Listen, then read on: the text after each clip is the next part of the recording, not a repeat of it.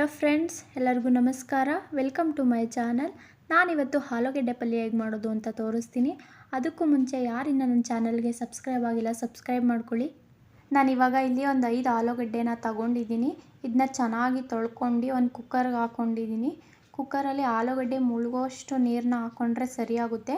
ಇದಕ್ಕೆ ಸ್ವಲ್ಪ ಉಪ್ಪನ್ನು ಸೇರಿಸ್ಕೊತಾ ಇದ್ದೀನಿ. ಇವಾಗ ಒಂದು 7 ವಿಷಲ್ ಹಾಕಿಸ್ಕೊಂಡ್ರೆ ಇದು ಚೆನ್ನಾಗಿ ಬೇಯುತ್ತೆ. 7 ವಿಷಲ್ ಆದಮೇಲೆ ನೋಡಿ, ಇದು ಚೆನ್ನಾಗಿ ಬೆಂದಿದೆ.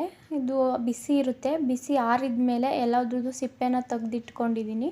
ಇದನ್ನ ಚೆನ್ನಾಗಿ ಕಟ್ ಮಾಡ್ಕೊಳ್ಳೋಣ. ಕಟ್ ಮಾಡ್ಕೋಬೋದು ಅಥವಾ ಕೈಯಲ್ಲಿ ಹಂಗೆ ಕಲಿಸ್ಕೊಂಡ್ರೂ ಆಗುತ್ತೆ. ಇದನ್ನು ಸೈಡ್ಗೆ ಎತ್ತಿಟ್ಕೊಳ್ಳೋಣ. ಇವಾಗ ಒಗ್ಗರಣೆಗೆ 2 ಈರುಳ್ಳಿ, ಒಂದು 8 ಹಸಿಮೆಣ್ಸಿಕಾಯಿನ ತೊಗೊಂಡು ಕಟ್ ಮಾಡಿ ಇಟ್ಕೊಂಡಿದ್ದೀನಿ.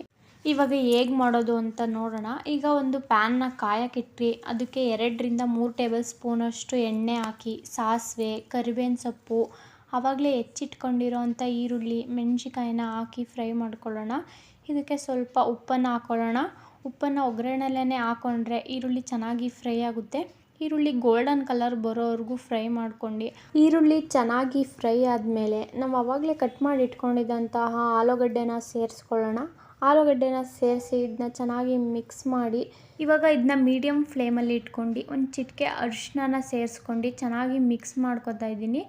ಇವಾಗ ಇದಕ್ಕೆ ಒಂದು ಟೀ ಕಪ್ಪಷ್ಟು ನೀರನ್ನು ಸೇರಿಸ್ಕೊಂಡು ಒಂದು 2 ನಿಮಿಷ ಇದನ್ನ ಹಾಗೆ ಫ್ರೈ ಮಾಡ್ಕೊಳ್ಳೋಣ. ಇದನ್ನ ಲೋ ಫ್ಲೇಮಲ್ಲಿ ಇಟ್ಕೊಂಡೇ ಫ್ರೈ ಮಾಡಬೇಕು, ಇಲ್ಲಾಂದರೆ ತಳ ಹತ್ಬಿಡುತ್ತೆ.